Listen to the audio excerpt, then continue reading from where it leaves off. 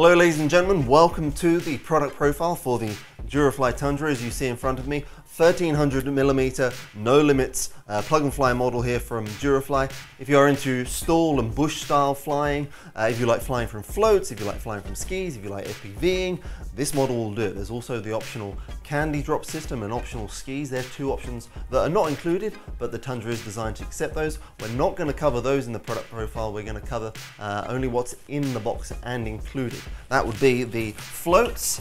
I've got another one behind me here. Floats included. Toe mounting point at the top here, and if I look behind me here, the FPV canopy. Now, all these items are included. We're going to go out now and show you guys this Tundra flying at a local beach on both floats, on the standard undercarriage, and towing, as well as doing some FPVing. So without further ado, let's go over to that part of the product profile, and then when we're done there, we'll come back and show you just how quickly and easily this beautiful Tundra 1300mm plug and fly from Durafly goes together. So without further ado, let's hand over to me over at the beach. Okay, and welcome to the flying section for the Durafly Tundra. We'll go back to the studio shortly, but right now we're out at a really nice secluded flying spot. It's one of the local beaches. We're going to talk you through some of the basic elements of flying. Flying with the standard undercarriage, as you see attached here. So standard sports flying and STOL flying and everything else, and aerobatics and all that good stuff. Then we'll cut to footage of it flying from skis with floats, and then when we come back, also we'll talk on the glider towing aspect of the Tundra. We've got some footage of that, and then we've also got, if I come down here, FPV canopy, and we'll record and go through a little bit of that as well. I got the Mobius on there, so you'll get a pilot's eye view, as it were, and let's take it up now and do some general flying with the stock undercarriage. Alright, so what you can see now, when you're taxiing the Tundra, because it's a tail dragger, always best to hold in a little bit of up elevator. I'm going to take off with no flaps to start with, and then we'll do half flaps and full flaps, and we'll take it from there. Alright, 3, 2, 1, let's go. Okay, so as you can see, just with half power, this is on the Flier setup, takes off with no flaps very, very easily. I'm just doing nice, gentle, lazy circuits here. Very, very benign. Very, very nice characteristics, and I'll bring it in now and do a no flap landing, so it'll be a little bit faster. There we go. Avoid the little ditch there. Bring it back round. So that's no flaps. We'll go semi and then full flaps. Bring it back around again. Again, always keeping some up elevator fed in. That just helps keep the tail down and gives you much better authority on the ground. So mid flaps. Again, just a little bit of power, up to about 3/4 power. It climbs quite steeply with the flaps, so you'll want to just drop them off pretty quick and then get on the elevator and the aileron, just so it doesn't fall out the sky, as it were. That's all very nice. Bring it around again for a mid-flap landing. You'll notice a slight pitch change with the flaps in there, especially as you add more power. Just keep the power fed in, then flaring. There we go. Now bring it back around again. You're going to go full flap. Going to go full rates on the rudder, again holding the elevator full up. Full rates on the rudder gives me maximum authority on the ground there. Bring it around now. This time when I go on takeoff with the full flaps, I'm going to punch it and go full throttle, and it will go very, very quickly up in the air, which is a really nice STOL style takeoff. Very short distance and great height very quickly, but you've got to be prepared to get on the flaps and get rid of those pretty much as soon as you're up, and giving some down elevator to counter the effects of the flaps. So here we go, let's do a nice short takeoff run. All right, 3, 2, 1, full flaps.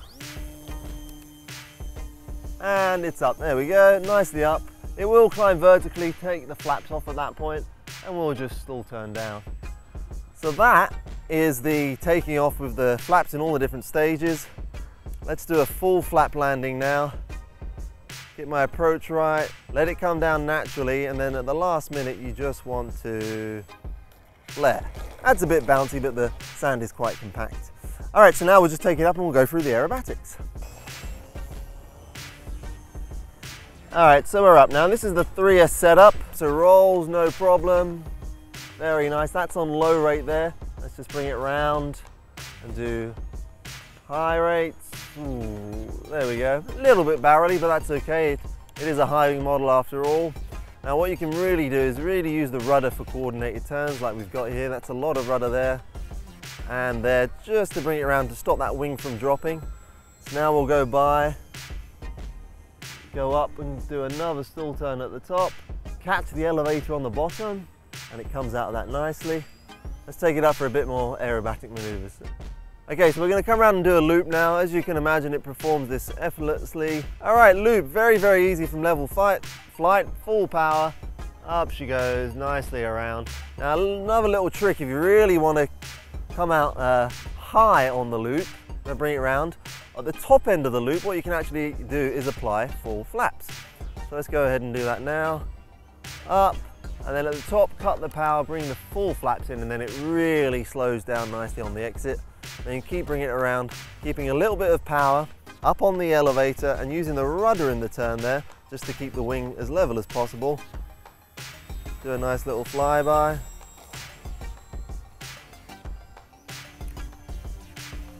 And you see how you've got to push that elevator in.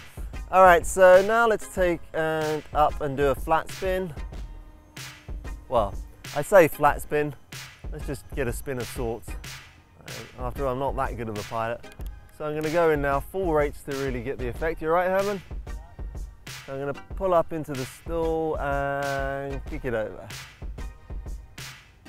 And just release the sticks and it comes out of that really, really nicely. You can play around with the rate setting and get it a lot more vicious than that if you wish, but always it recovers really, really nicely. All right, now I'm going to bring it around right to left and do a knife edge because the Tundra does knife edge very, very nicely. All right, here we go on the knife edge pass. Bring it over, there goes rudder. Lovely. And we'll do one more this way. And it holds that really, really well. So get the wings over. There you go, lovely, lovely, lovely. Up to the stall turn at the end. Whoa, nice and low over the water.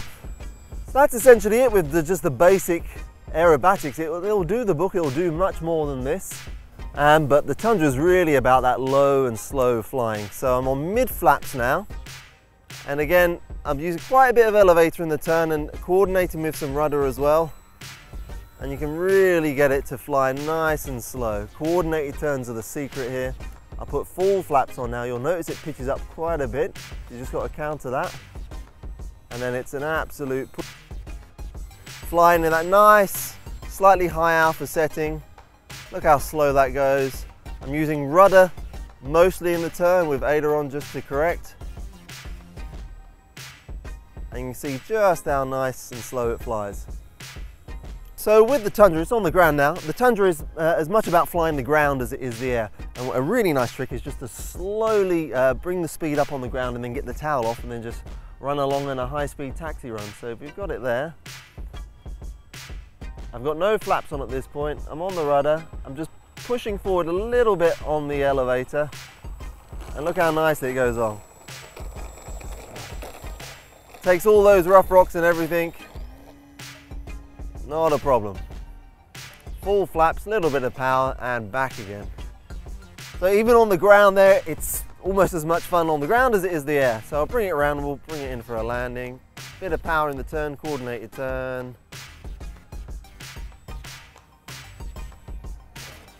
There we go. Well, I'm going to go into the sea. There we go. All right, so I'm in the sea just a little bit there, but it's all right because it's a Tundra, it will take it. Let's have a look at some of the other features now of the Tundra.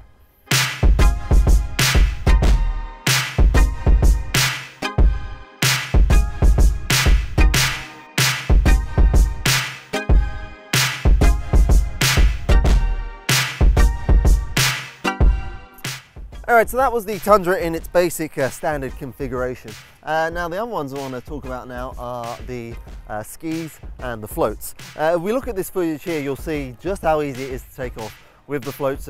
It's recommended that with the floats you add a little bit of flaps just to get it up off the water, and it handles pretty much the same as it does on the standard undercarriage. Now, fitting of the floats is very, very easy. You'll just need to remove the main undercarriage from these plates here and these 4 screws at the back.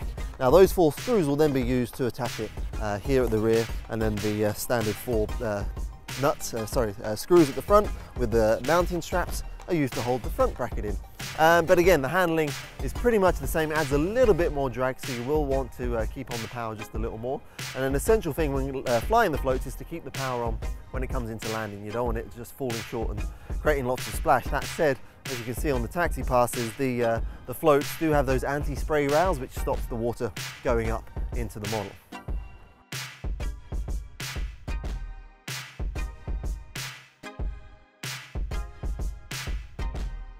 Now, another thing, skis, the optional skis that can be used on the Tundra. You essentially just take off the main wheels and slide them over. There's an adapter for the shaft, and when you're flying with them, when you're off the ground, they will sit in this kind of upward attitude. That's completely normal. But as you can see from this footage here, it handles really nicely on the snow or even sand for that matter. We haven't actually got any skis here today, so we're showing this footage of the Tundra on skis right now.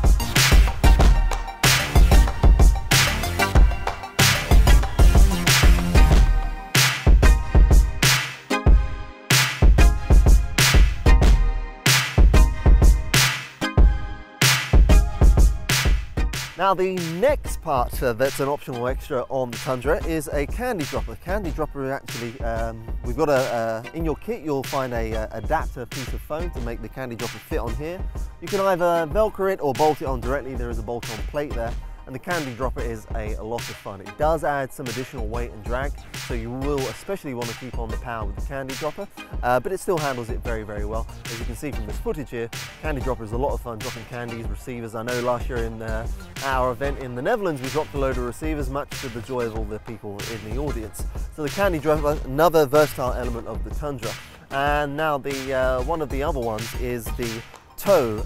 Now, when we say toe, I mean toe mounting point. What we've actually got in here is a open slot, and it allows you to attach a toe line to the spar actually. So it's critical because it's at the CG and it's a good low point.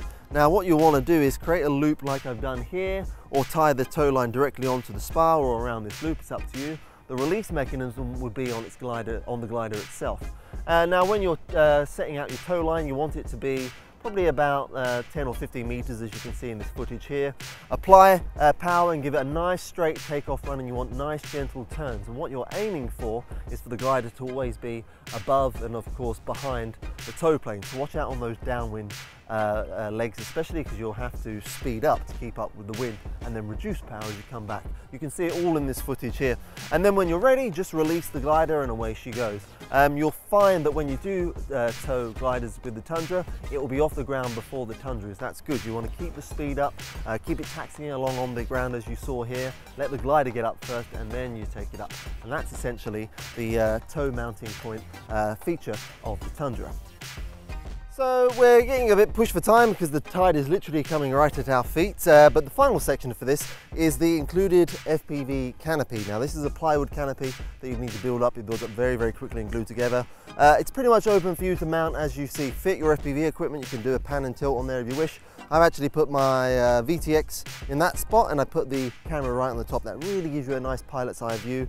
You probably can't see the monitor there, but we'll cut to the footage. It's going to be up in one of these top left-hand corners or top corners of the screen. So we're going to ride along with the Tundra with the included FPV canopy. Now, for power, I've very simply got a lead coming off of the VTX, and I've soldered that onto a balanced lead connector, which connects directly to the flight battery. With this setup on like mid-throttle setting, you can expect to get probably about 5 to 7 minutes of FPV flying, which is actually very, very good. So without further ado, let's FPV the Tundra. All right, so as you can see, ready to do FPV. You've got propeller in shot, as you can see on the top corner of this shot. This is the live view from the FPV cam. That actually, for me, really adds to it because it really puts you in the pilot seat. So you do get a bit of the propeller in, but it gives you perspective as well, and you won't really notice that when you're up there. So without further ado, let's FPV the Tundra. Here we go.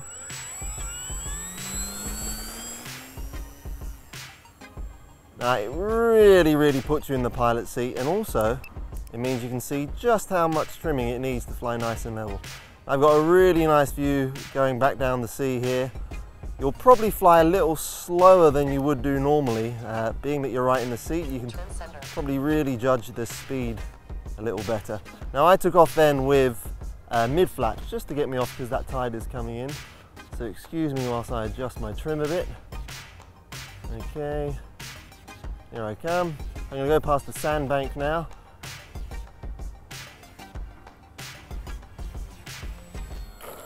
Lovely touch and go. Really, as I said, puts you right in the perspective there. So you can actually fly FPV better than you would line of sight. And bring it around again. Now do remember, it adds an additional bit of nose weight with the FPV canopy. So you will want to test fly your model and make sure it's all balanced and trimmed before you fly under the hood, as it were. Here I go around. And you know, as you can tell, it makes a really rock solid FPV platform. And the best thing is you don't need a great amount of speed to fly with this canopy. So just bring it around, a bit of sun glare there. So that means you can get those longer flight times. Now I'm on mid-flap now. Let's see if I can just bring it in over the water. Keep the speed up a bit, remember, especially when you're flying FPV. Bring it round. Oh, just missed. I think I almost got the water there. And then you can really kick it up as well. Let's bring it up and do a stall turn. Get those flaps on to help me at the bottom.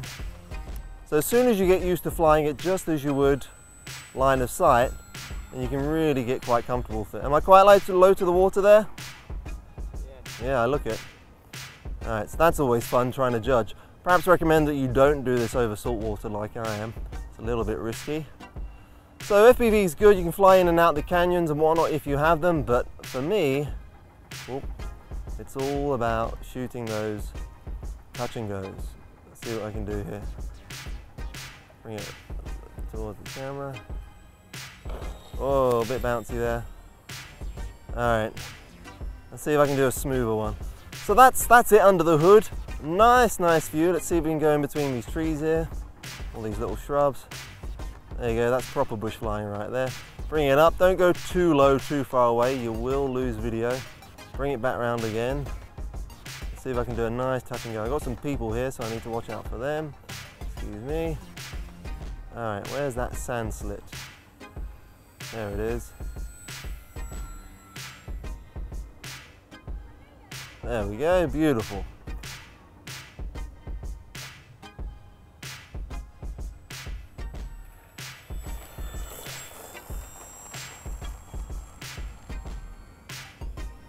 Alright, just almost hit the water there. And there. Oh, a bit rough. But that's the great thing with the Tundra, it will take it. See if I can go a little further out and see if I can get a nice long FPV taxi run. Just got to find a nice bit of sand that isn't water. Let's try this. Flaring, flaring, flaring. Okay. Oh, I'm going sideways a bit. There you go, keep that nose up. I'm cramming a bit all over the place and then punch up right towards the end. Flaps as I come down to bring me around. Over the cameraman. Now let's just flap. So remember, you got to keep the speed up and you got to keep those turns coordinated. Let's see what we can do. See if I can get it nice and low and slow. Just keep the revs up a bit. And as you can see, as I go over the water here, it's a really nice steady platform. We've got some friends of ours down at the end of the beach. They're well used to us flying like this. So I'm keeping just a bit of downstick. Now there's not much wind, but still, it's quite the Explorer, which is, you know, it's not specifically an FPV model, but it does do it very, very well. Let's bring it in between those gaps of that tree. Beautiful. I'll bring it past our friends again. Cut in from here. Okay. See if I can bring it by the water.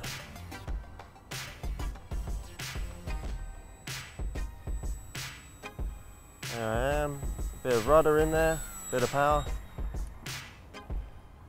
Take those flaps off. Alright, now let's just bring it in for landing. So really adds an element, a new element to the model. I'm very pleased that this is included for you guys. And let's see if I can do a nice landing here to finish up. Flare. Should be about there. Get out from under the hood. And there it is. So, Tundra. FPV on skis, on floats, optional candy dropper, on the big boonie wheels that are standard.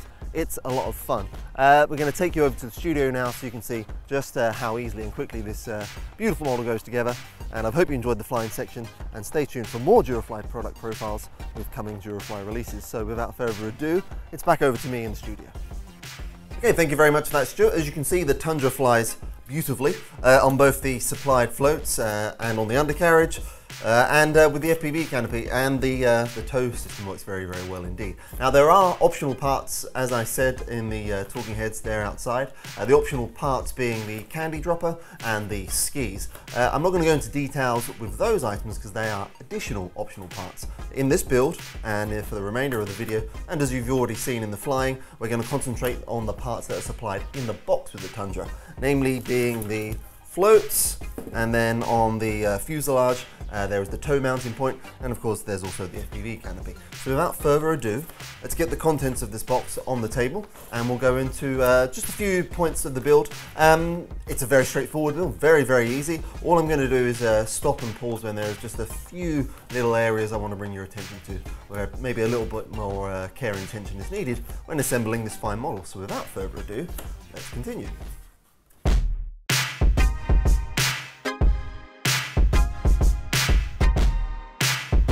Okay, so here we have the contents of the Durafly Tundra out on the table. Before we go any further into the assembly, not that there is much, let's just quickly touch on the specs. I haven't got a physical copy of the manual in front of me, so we'll have to refer to my laptop here, but if we go down, I'll be able to read it out to you. This is a 1300mm span model, so it's a nice size. 1100mm is the key size for Durafly at Warbirds, but when we're doing sports and sports scale models, we like to upscale a bit because they do fly that much better. Now this has a Aerostar 36 950 kV, and it swings a very, very nice, let's get it out of the pack, carbon fiber, full carbon fiber, and a nicely branded Durafly propeller. Now the reason for carbon fiber, not only does it look super cool, it's also very, very strong. When you're doing the very rough and tumble kind of flying you would expect to do with a Tundra model such as this, you're going to need a strong propeller, and these are rock solid. I can testament to that in the flying and test flying of this model. Now, one other thing on the spec, battery, that's actually a very broad thing, and I had a battery somewhere. In fact, here it is. You can actually run the Tundra on anything from a 1300, like a high C pack, right up to a 2200 mid C pack, like a 2200 30C, for example. I've gone exactly in the middle for the purpose of this assembly. This is a Turner GA spec 1800 65C pack. Little annotation down there for that. But as I said, you can go anything from a 1300 right up to a 2200, and good flight times with that 2200 as well. Now, other than spec, the only other thing to touch on is the receiver. You will need a 5 to 6 channel receiver. There's a whole selection, of course, on our website: orange 6 channel, FR Sky 6 channel, whatever floats your boat, put it in this model. Now, as we speak of floating, as I said, I'm going to touch on in this assembly the 2 or 3 included things in the box with the Tundra, not the optional extra things. And as I mentioned, floats, these are the floats included with the Tundra. Very, very nice, very lightweight, and the Tundra flies exceptionally well off of those. Easy to fit as well. The next thing I want to mention is the tow mounting point. Very simply, it's a hard point for you to mount a tow cord to, and tow gliders, with the release system being on the glider. That's the emphasis with this. This is just purely a mounting point for that tow rope, as you saw in the footage we just showed you when we was out flying it. And the other thing that you would have seen me flying is with the FPV canopy. Now, this is a plywood affair. It goes together like a jigsaw. It comes flat packed in the box. I've already pre-assembled this one, stuck my camera on, and your VTX would go at the back here. And that very simply slots on like so. And there's a magnet receiving on the end there. they're the optional included parts. I just want to touch on the quality of the model now before we go ahead in assembling. You'll notice it is a two-piece wing, 1300 millimeters, relatively big size, but a good size for park and clubs. But to ship it as a one-piece wing would be wholly impractical and very expensive. So we've got a two-piece wing, very, very practical, but also you'll notice here this really nice PCB. And now very simply, when you insert the wing spar, put it into the center section, slide the wing on, slide the wing on, and that PCB connection is very, very positive. You just gotta make sure that it aligns correctly, which you should do first time. But what it means is that there's no cables or anything like that to get in the way or to fiddle with, all very clean and efficient, very, very nice indeed. Now, whilst we're on the wing, of course you've got the ailerons and you've got the flaps, but let me show you the flaps. You can see they're hinged underneath, and in true STOL aircraft style, if I bring this down, you can get full 90 degree. You can even go further in 90 degree if you wish. No real point to. But anyway, full 90 degree flaps, and again, as you saw with the demonstration beforehand, very, very effective and a lot of fun. Now, putting the wing back down, we'll come to the wheels.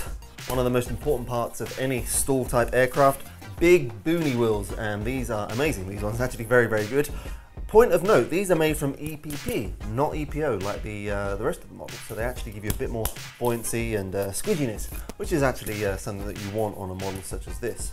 That's attached to the fuselage, and we'll come to how it attaches because there's a point of interest there in just a second. Obviously, that attaches to the fuselage. The undercarriage attaches to the fuselage, and it is sprung. A really nice feature on this model, which you don't actually see on any other similar sized and type models on the market today, is an actual sprung and working undercarriage. Very, very cool.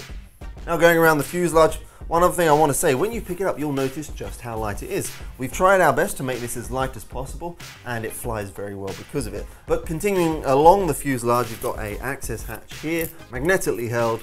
There are the rudder and elevator servos, and this is also allows you to have access to your receiver. Very neat and tidy and very simple.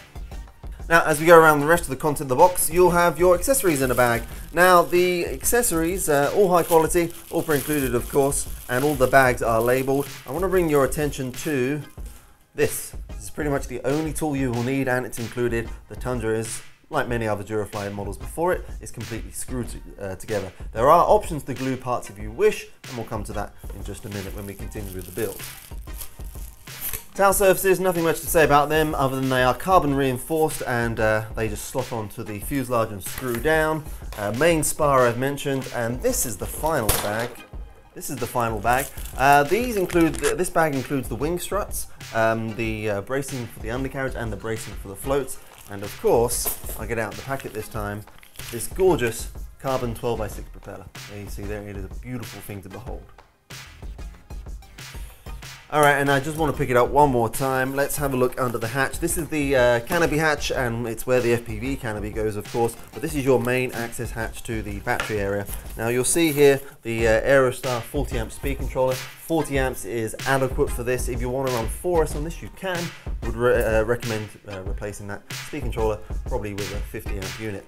Under the cowl here is the Aerostar motor. This unit I've already mentioned, but one thing I do want to pull your attention to, notice that there is actually no screws holding on the cowl on the outside. It's not because it's glued on, it's because the screws are actually hidden just inside the cowl. Really fed up of seeing screws on the outside of cowls. It doesn't look very, very nice at all. So we put a little extra effort in with the Tundra, and we've got hidden recessed screws to hold the cowl on. Not much of a note other than it looks really cool. So with that, we now can build the Tundra.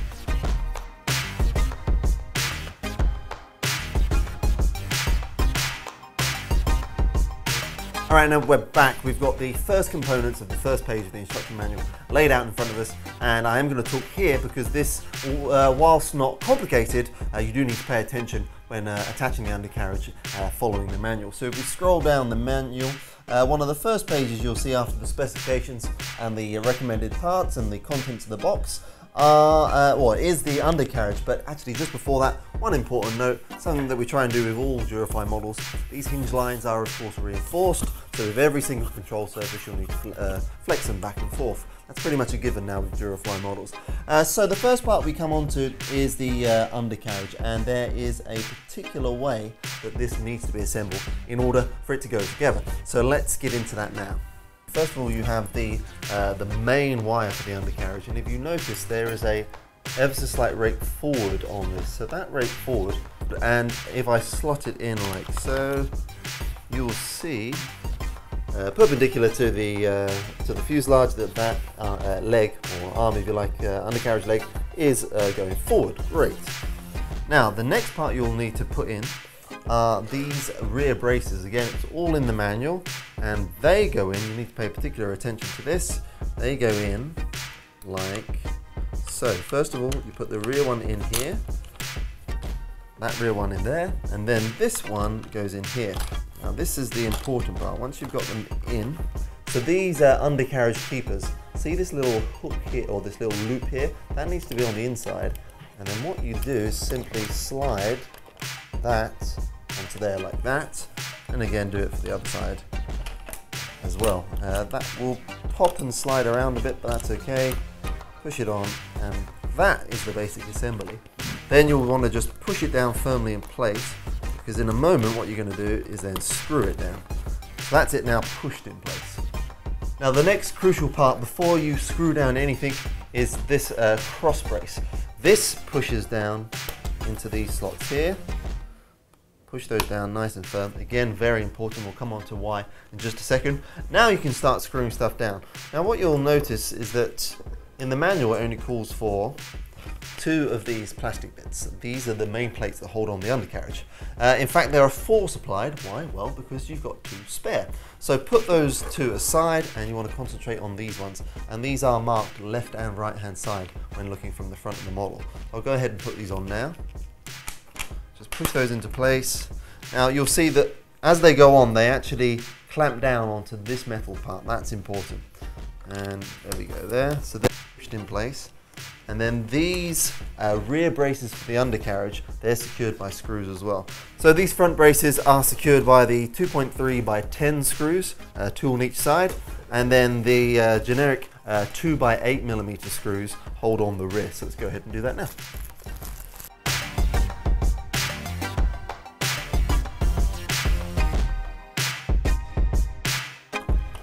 Alright, so now we've got those main screws and main braces on. The next thing to do is to take the 2 by 8 screws, and you'll want 4 of these again.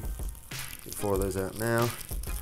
And these ones just secure the rear bracing here.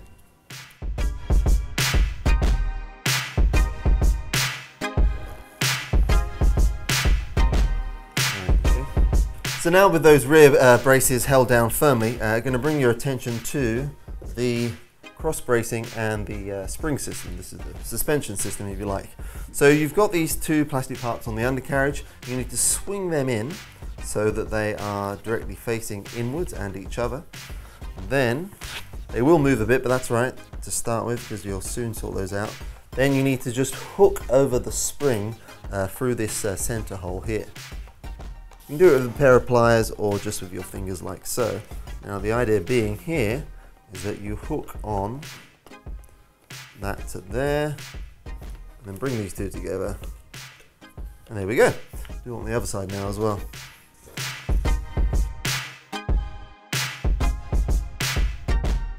And there you have it. Essentially, that is the undercarriage. Nice and strong, nice and sturdy. You'll notice as I put it down here that I put a cloth down.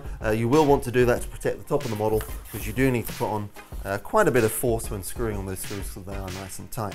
Then of course the only thing to do after that is to put these beautiful Tundra wheels on. We'll move on with the rest of the build, and you'll hear back from me with the next important part of the build.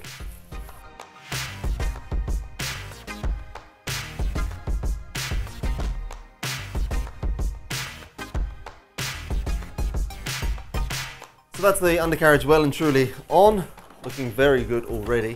Now the next part that I want to bring your attention to, let's just slide that out of the way, the tail plane, or the horizontal tail plane. This is a screw together assembly, very nice and easy, especially if you want to take the tail plane off far easier transportation, especially in those smaller cars. You will get in the kit a towel brace kit, which enables you to brace the horizontal stabilizer with screws alone and still make it removable. However, for the added security, if you're confident you'll not have to remove the tail plane at all, a very good trick is to actually screw and glue the tail plane in, just to give it some extra rigidity and strength, because obviously the Tundra is going to take a lot of rough and tumble. So glue if you don't need to remove the tail plane for transportation. So let's get this tail on now. Okay, so we're getting there. Main wing is going on now. One point of interest. You'll see the PCB connector here for the flaps and aileron servo, and then on the fuselage here, the receiving end of that PCB connector. You must ensure that those pins, and by that I mean these pins here on the wing, fit in very well into the PCB. It's quite a tight fit, so you must make sure the pins go directly into the PCB. Now, with the wing on, you can use, well, there's two options here. You can either use the 2.3 by 10 millimeter screws, as it shows in the manual, to just physically screw the wing on at these 4 screw places. Or, if you don't want to use the screws and you're not going to submit your Tundra to a whole load of G, you can actually just use some glass tape or even some blender over the wing joint here. That will work just as well as the screws in those low G applications. So, moving on.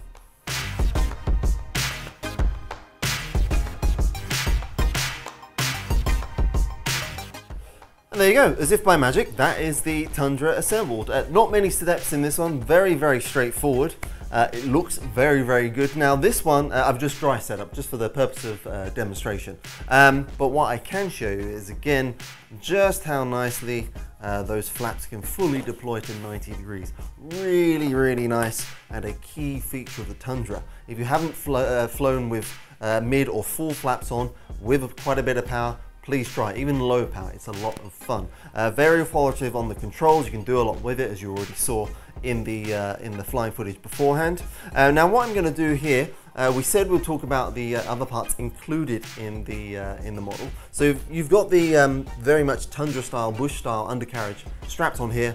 That's nicely sprung, as you can see. Now with that in mind, if you are flying from a hard surface with the Tundra, it's actually recommended that you remove this spring system in between.